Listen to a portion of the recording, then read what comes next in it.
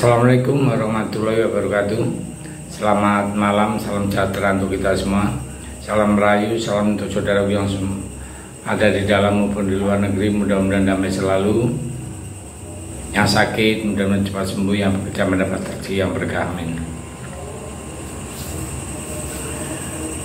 IPW,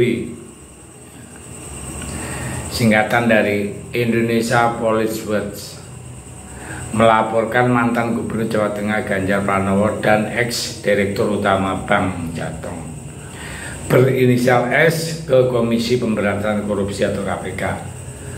Ketua IPW Sugeng Teguh Santoso mengatakan Ganjar dan ex-direktur Bank Jateng itu dilaporkan atas dugaan penerimaan gratifikasi atau suap berupa cashback dari perusahaan asuransi. Sugeng mengatakan perusahaan asuransi itu memberikan pertanggungjawaban jaminan kredit kepada kreditor Bank Jateng yang dipahami sebagai cashback.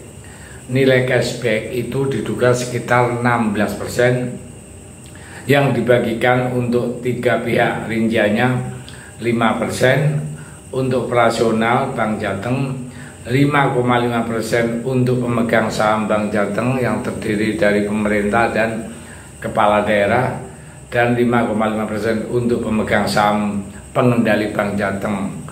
Dalam bukti tanda terima laporan Sugeng disebut laporan itu menyangkut dugaan gratifikasi atau suap penyalahguna wewenang Direktur Utama Bank BPD Jateng periode 2014 sampai 2023 berinisial S.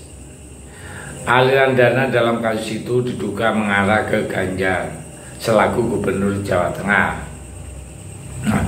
Adapun nilai dugaan gratifikasi adalah mencapai lebih dari 100 miliar. Angka tersebut senilai dengan 55,5% cashback yang diberikan perusahaan. 5,5% cashback yang diberikan perusahaan asuransi yang telah ditentukan. Terpisah, juru bicara penindakan dan kelembagaan KPK Ali Fikri mengatakan telah menerima laporan tersebut. Hal ini langsung ditanggapi oleh Ganjar dengan santai. Respon Ganjar itu diungkapkan oleh Cawapres 03 Mahfud MD, mengaku telah berkomunikasi dengan Ganjar menyinggung laporan tersebut. Santainya Ganjar lantaran tidak menerima suap seperti itu yang dilaporkan. Meskipun begitu,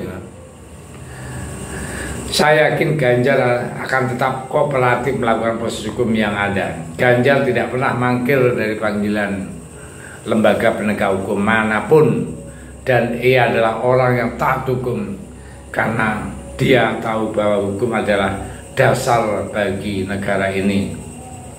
Yang namanya dasar negara ya tentu harus dipatuhi dan dipahami dalam sebuah kesadaran penuh akan hati nurani yang juga memiliki sebuah ketajaman berpikir dan logika dari orang yang mengenal bahwa hukum adalah panglima tertinggi negara ini. Panglima tertinggi negara bukan presiden, melainkan hukum yang diundang-undangkan oleh 3 lembaga, yaitu eksekutif, yudikatif, dan legislatif. Undang-undang dibuat oleh legislatif dan memiliki kekuatan yudikatif sehingga harus dijalankan dan dilaksanakan oleh eksekutif. Ganjar sudah pernah dipanggil KPK mengenai kasus EKTP dan dia menghadapinya dengan sendiri dan tegak kepala, juga terbukti dirinya bersih dan tidak bersalah atas setiap fitnahan atau dugaan yang ditujukan kepadanya. Ganjar Pranowo adalah sosok yang jantan dan tidak memiliki beban masa lalu secara hukum. Kita melihat Ganjar Pranowo adalah orang yang bersih.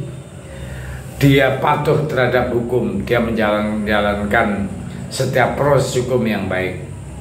Pemanggilan sampai kepada pembuktian dengan tegak, dengan hati yang bersih, sehingga kita melihat ada kebersihan dan keseriusan di dalam dirinya.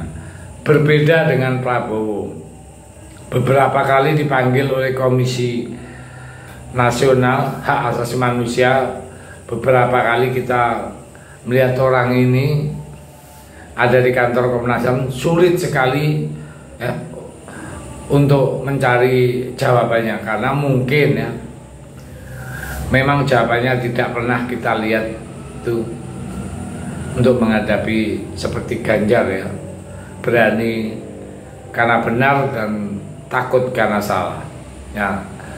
Seperti itulah tipe-tipe pemimpin yang harus kita dukung.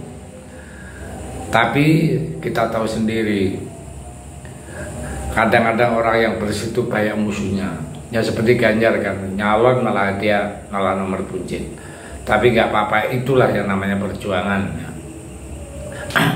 Jadi untuk kubu sebelah, artinya kubu Prabowo, itu kan kasusnya masalah HAM itu kan tidak pernah selesai.